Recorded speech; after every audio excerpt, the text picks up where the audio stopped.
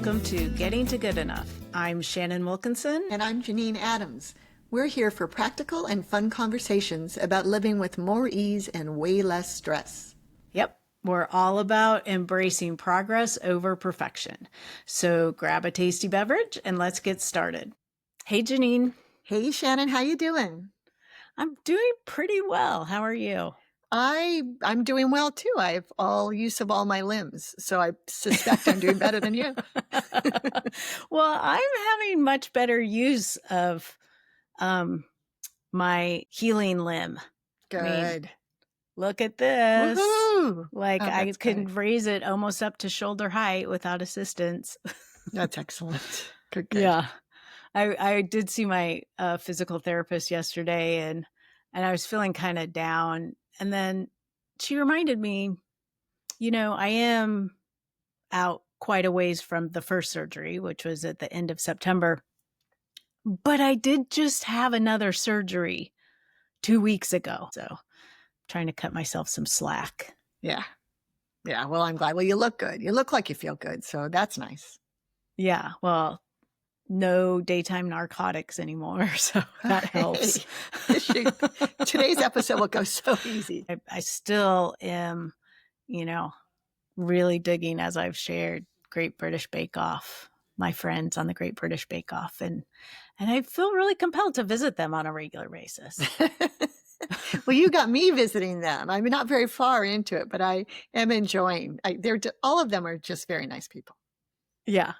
What's really funny is I'm listening to a novel that is about an American woman that goes to England. It's called Welcome to Murder Week, I think. But she was just talking in the book about the Great British Baking Show and how Americans don't get how it's such a different kind of competition. Like they support each other and the bakers help each other. And obviously delightful. It's a competition, but it's just so nice. Yeah. I thought you were going to say that you were reading a novel where an American goes and competes on the Great British Baking Show, which would be perfect for you. Right. Well, there is in real life, not in a novel, the Great American Baking Show where Americans go to England to compete. They go to the tent. They go to the tent and Paul and Prue. That's fun. I did see that. Are the judges and I saw that was a selection, but I didn't realize they were in England. That makes it more interesting to me. Yeah, it is more interesting. And there's a novel that I read a few years back. Sonali Dev is the author. She does those books based on Jane Austen books. Do you know what I'm talking about? Right. Mm-hmm. And she had one where one of the main characters was competing in a show like that. Did you ever read that one? It must be a different one because I don't think it was by her. Oh, probably I have it mixed up in my head. That's highly likely. Yeah. I'll think about what that was, but that I listened to, I read with my ears, as you say. And it was a very delightful listen. Oh, that's a different book. Oh, okay. Because you turned me on to that book, which I really enjoyed. So I'm curious, are you watching anything besides the Great British Baking Show? Because our intention today is just to talk about the stuff that we're into these days, right? Right. Yeah. And as I'm trying to branch out, I'm limited, but so I'm still sort of TV and book focused. And on the Great British Baking Show theme, there's a junior version, which is adorable. One of the contestants on the first season of Great British Bake Off that's available on Netflix, I think it's season 5 on there, but it's the first one that's available. And there's one of the contestants is Liam Charles. Oh yeah, that's the season I'm watching. Yeah. So I know. I thought that was. He's I think 18 maybe or 19. I want to say 19. Yeah, 19. So he's one of the judges for the juniors. Oh, that's delightful. Yeah, it's really Oh, delightful. nice. Oh, It's wow. sort Now I of really want like, to watch it. what reading a book series where like you get to revisit some of your favorite characters. You're right. Oh, that's excellent. And I feel like this is such a stereotypical thing as an American to really enjoy British accents, but children with British accents, Delightful. yeah, Yeah, they're I know. so cute. And I've also learned some really good British swears that I didn't know were swears. Did you learn them from the children? No, the children don't. Okay. But from the adults. Uh-huh. Pants. Do you know pants as a sort of a mild swear? No, but it's akin to saying, I think, crap. oh, huh, interesting. Like there are characters who go, ugh, pants. It's like, what is that? I had to Google it. Yeah. Oh, that's funny. And then someone said, ugh, such a bag of pants. What does that even mean? And I guess it's because pants, British English pants are underpants, like underwear. Right. Oh, I and see. What we call pants are trousers. It's so funny because this came up in a book I'm listening to with my ear, reading with my ears. I'm reading. It's The Woman in Suite 11. Sorry, the Ruth Ware novel. That's the 10 years later sequel to The Woman in Cabin 10, which was a big deal back then. Yeah, anyway, I remember that book. Yeah, the main character is English and she's married to an American. And she makes this comment about how she can't believe Americans call trousers pants. And she just can't get used to hearing her kids say that. And I thought, oh, that's an odd thing. And I didn't understand it, but I didn't bother to Google it. And you've informed me. Oh, yeah. Well, happy to help. Yes. Yeah. Cute. And now you can say pants as a swear. Yeah. Who knew? Yeah. It's a. And no one will know. No one will understand. They'll just look at you quizzically. Yeah. And then maybe it loses its impact in that case. Yeah, I guess so. But I have ventured into other television. And if you're into sort of thriller, suspense, mystery kind of stuff, there's some great series that I really have loved. We're in the middle of Down Cemetery Road, which is on Apple TV. I saw the promo for it. Yeah. I want to say it has Emma Thompson. Right. Yes, it's good? Emma Thompson. Okay. It's so good. Well, so it's based on a Mick Herron book, who also wrote the book series that Slow Horses is based on. Right. So, and it's, I think it's produced by the same people who produced the series Slow Horses, which is also such fantastic television. But Down Cemetery Road is really good.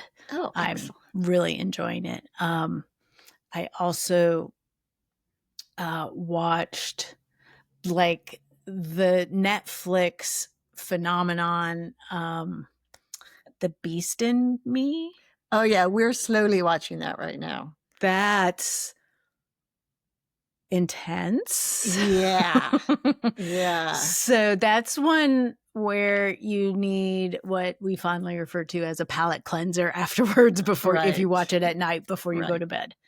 Right. It's so good. So good. And Barry got some gore and some psychotic behavior that's pretty tough to watch. Yeah. I want to finish it because I want to know how it ends, and I also want it to be over with. But, but Barry is not a binger, and it's competing with the Beatles anthology, the new docuseries on Disney Plus. That we only do one episode a night of that, but we don't seem to have more than one episode of anything in us these days. We could start so early, or I don't know why, but so yeah, that one's good. The Beast in Me, and the performances are just so good. The actors are excellent.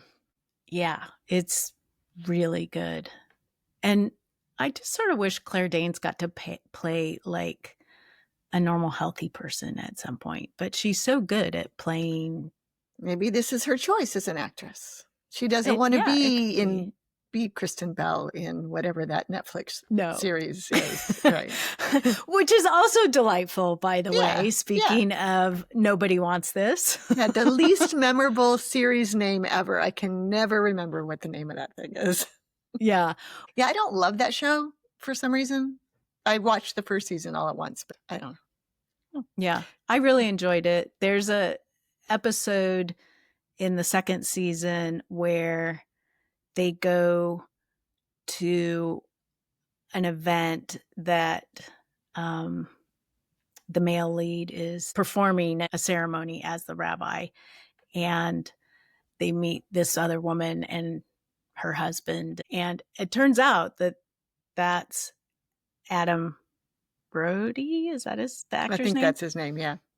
His wife in real life Oh. is this wife, and the man who plays her husband is like married to someone else, and then and it's this whole sort of incestuous thing, and there's this really funny clip that is sort of an outtake where it's like, hey, Kristen, who's that? Oh, that's my boyfriend's wife. And, who's that? Oh, that's my husband's sister. And who's that? And that's my sister's wife. And, Right, it I actually like goes around and round. Yeah, I think I saw that on Instagram or somewhere. But yeah, that's funny. I know, I always love that stuff. The Netflix show that I enjoyed a lot recently was the one with Ted Danson. Oh, yeah. The Man on the Inside. And this season is set in a university rather than a nursing home, or a retirement home. But I haven't watched the show. second season. It's delightful. And Mary Steenburgen is in it. And so that's lovely. Nice. Yeah. So to me, that's feel good TV. I enjoy that. Yeah. Yeah. I've been sort of saving that as a palate cleanser when we run out of our current palate cleansers, which are Lady Parts. Do you know the show Lady Parts? No. It's about an all-women Muslim punk band in England. Well, those are not words that usually go together. No, wow. and the band is called Lady Parts. Oh, okay. So you recommend it? I do. I really enjoy it. I think it might be on Peacock, but it's really good. There's a band, an existing band, but they don't really have a lead guitar, and they end up recruiting this woman who's in the process of getting her PhD in some science field to play lead guitar for them. And she has very, very severe stage fright and does not want to do it. So it's sort of her working through that. And I enjoy it a lot. Oh, that's great. I'll have to, I have Peacock. I'll have to look for that. That's excellent. Yeah. And I'll just warn you, the songs are super catchy. And so I find myself walking around humming Bashir with the good beard. Excellent. Which is, a phrase that would never occur to me otherwise. Yeah. That's funny. Yeah. Yeah, those palate cleanser shows. So there's one like half-hour shows where you just need to get whatever you just watched out of your head are great. We went through the whole, 7 seasons of New Girl, those network shows that have 22 episodes. And that was great. And now we're watching Happy Endings. Happy Endings came out around the same time. Both of them have Damon Wayans Jr., who is the greatest.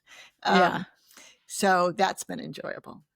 Yeah. For some reason, we're on a school/teacher kick with our palate cleansers, except for Lady Parts. Abbott Elementary. Yeah. AP Bio. AP Bio. Love that show. Yeah. English Teacher. To me, that's second season. Yeah. Second season, the English Teacher, I thought was so fun. Oh, good. Oh, I'm glad to know that, because I always felt like it paled in comparison to AP Bio, so I never really gave it a good chance.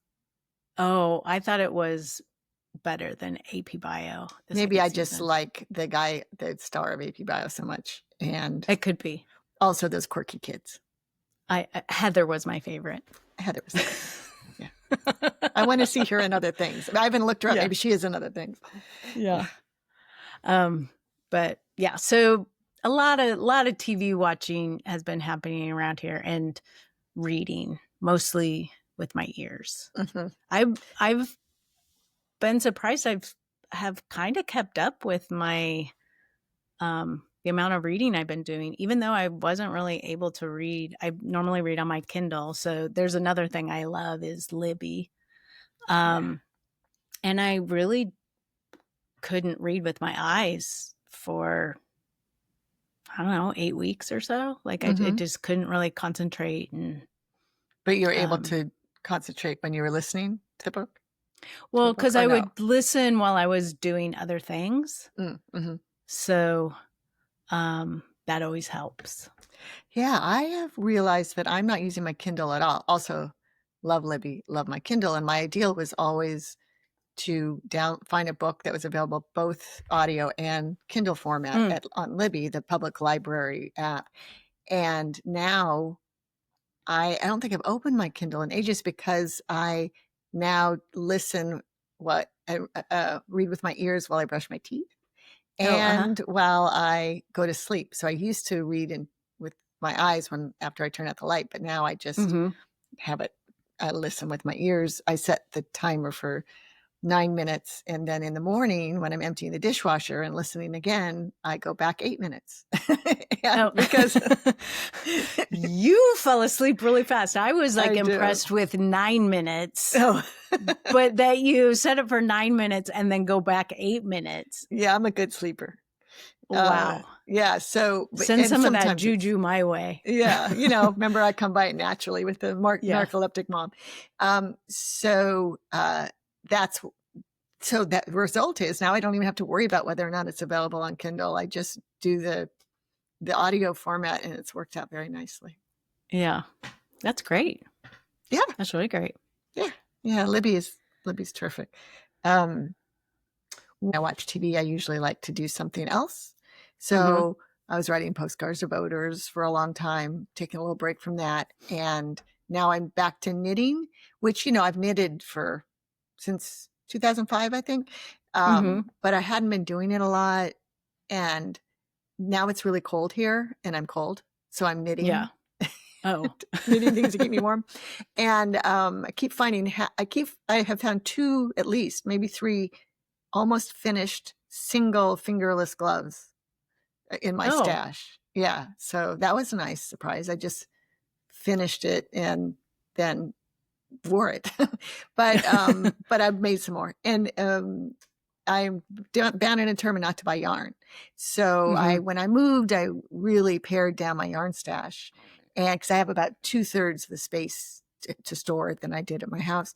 And I use the app Ravelry. It's a web app to find patterns that work with my yarn, the yarn that I have. Right. That's great. It is the greatest. There's so many uses, but for me right now, that's the one. So I can search on,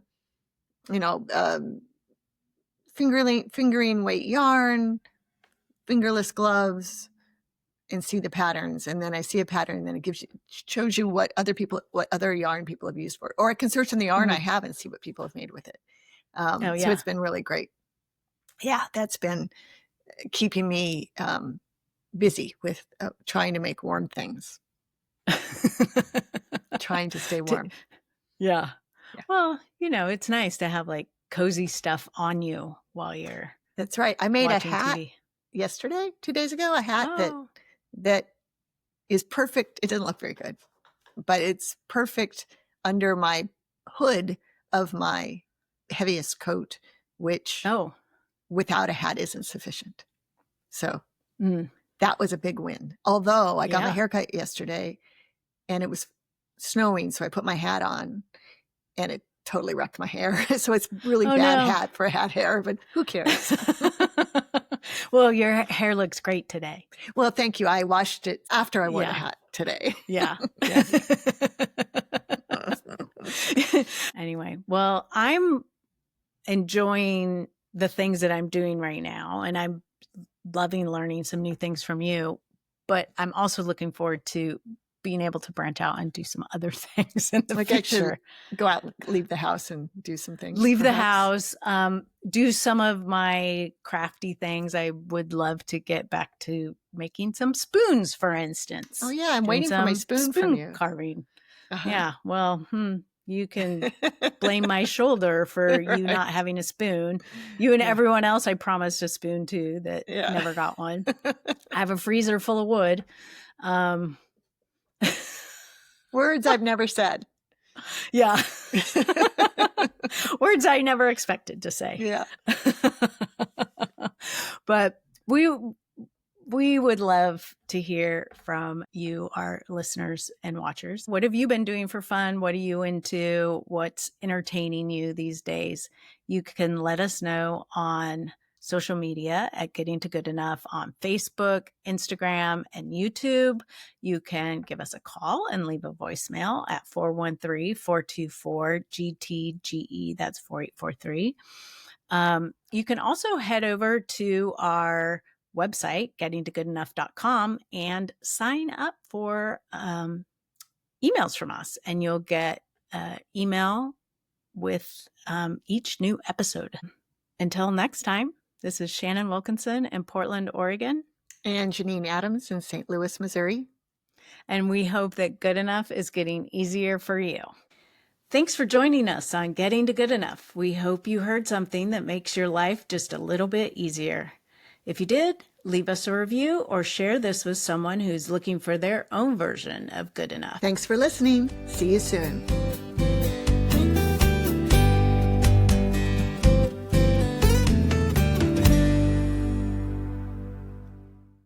I do sort of feel compelled to say that I do more than watch TV. I don't believe you.